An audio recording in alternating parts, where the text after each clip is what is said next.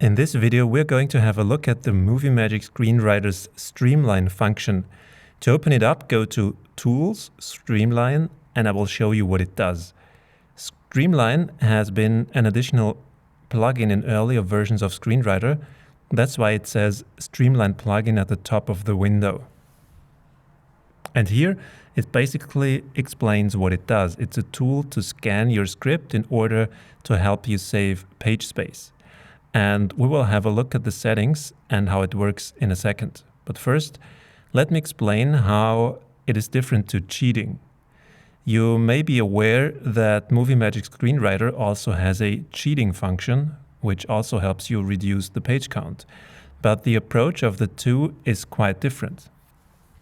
Cheating allows you to override certain formatting settings or font settings so you can cram more content on a page or in an element than you should, according to the formatting rules and screenwriting best practices. Streamline, on the other hand, is something entirely different. Streamline doesn't change any of the formatting. What it does is it scans the text content of your script and tries to suggest content changes according to how you set it up. Before seeing what that looks like in practice, one word of caution. There are quite a lot of settings, as you can see in the lower part of the Streamline window. And we will go through them quickly in a second, but in effect, they're all pretty self-explanatory. And depending on how you want to use Streamline, the settings you need to achieve a certain result for your specific situation might vary wildly. So, depending on the outcome you want to have with your script, you might need to play around with these settings a little bit until you have a useful result. Also, depending on how you set it up, Streamline might give you a lot of suggestions, which might overwhelm you a bit. So, it's best to start with using only a couple of these settings, and then when you get used to using Streamline, you can try out different ones as well. Alright, now let's go through the settings and see what Streamline gives us as a result. As you can see here, you can just pick and choose which of those settings you want to include in the script scan. You can have Streamline make suggestions for deleting or shortening words in dialogue, action, and parentheses, depending on what you check.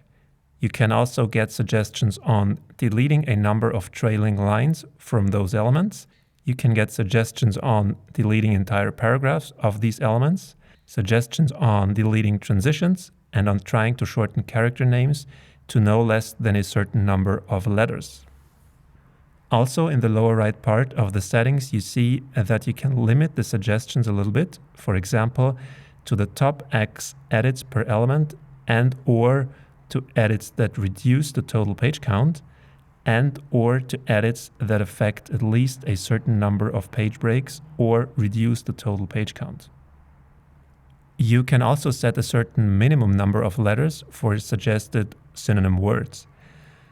Before we hit the scan button, let's take a look at the drop-down menu on the left. You can choose what exactly the Streamline plugin should scan. You can choose between the entire document, only a selected part of your script, the current act, scene, or page, or forward from the current cursor position.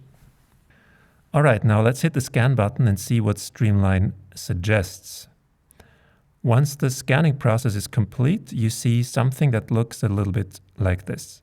You see, I didn't even activate all the settings, and Streamline gives me lots and lots of suggestions.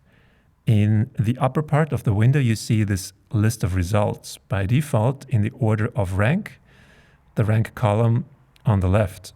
Rank means how close the suggestion that Streamline gives you is to the settings that you chose below. So in other words, Streamline tries to guess how close this suggestion might be to what you intended to do. You can change the order of the list by any of the column descriptions. Just click on the column header once or twice, depending on if you want ascending or descending order. For every entry in this list, we see on which page the suggestion is, the line number, what the suggestion refers to, and what the actual script text says, with the words that Streamline refers to highlighted in red. Also, it shows you how much page space can you possibly save with this suggestion and how many page breaks this change is going to affect. In the lower part of the window, you see a more detailed description of the suggestion and more context in terms of the script element that Streamline refers to. Depending on the suggestion, Streamline might also show you synonyms for a certain word or words on the right in the synonyms window. Now, you can do script changes directly from Streamline, which is something that you might not actually want, at least that's my opinion.